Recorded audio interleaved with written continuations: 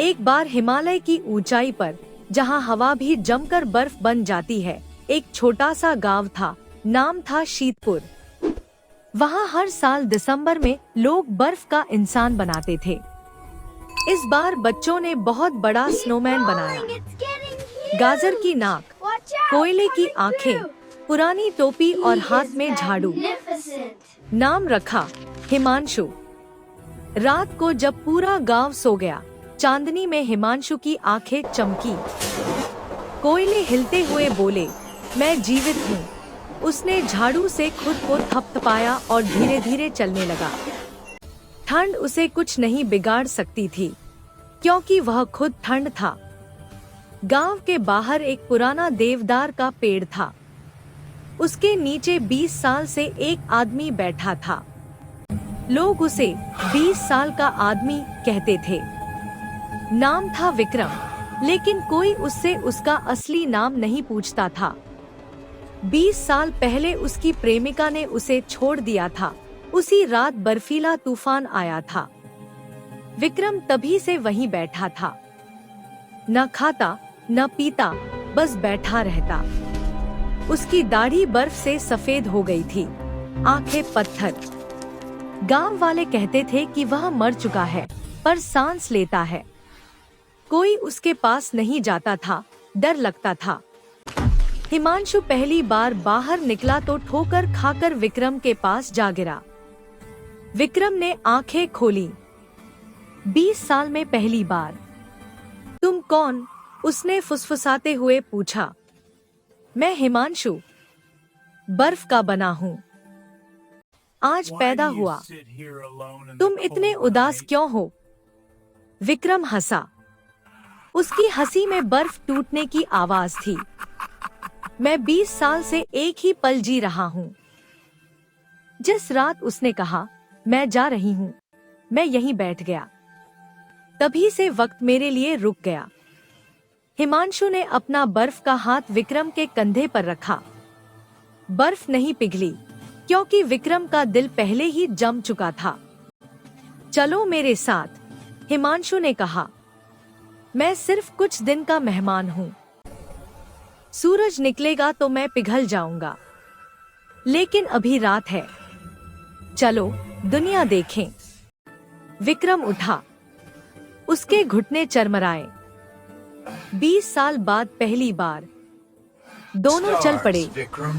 हिमांशु के पैरों के निशान बर्फ में गोल गोल थे। विक्रम के पैरों के निशान नहीं पड़ते थे, जैसे वह हवा पर चल रहा हो। वे नदी के पास पहुंचे। नदी जम चुकी थी।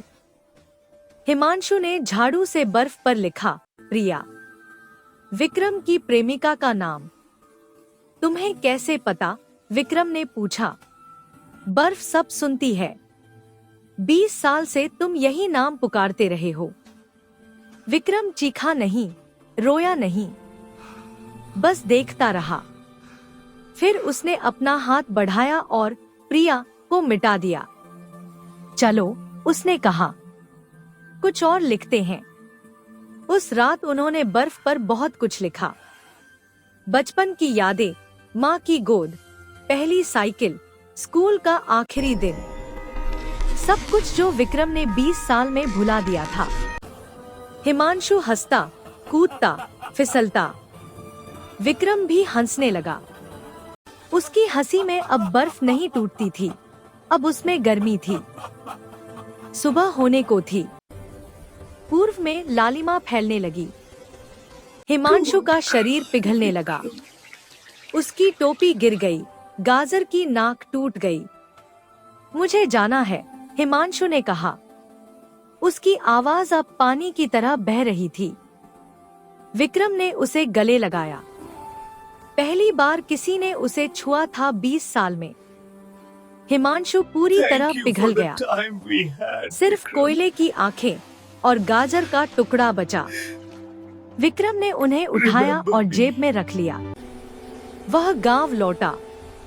लोग हैरान। विक्रम ने सबसे पहले बच्चों से कहा, आज फिर स्नोमैन बनाओ, बड़ा सा। मैं भी मदद करूंगा। उस दिन से हर साल शीतपुर में सबसे बड़ा स्नोमैन बनता है। नाम रखते हैं हिमांशु। और विक्रम, जो अब 60 साल का हो चुका है, हर रात स्नोमैन के पास बैठता है, बातें करता है, हंसता है।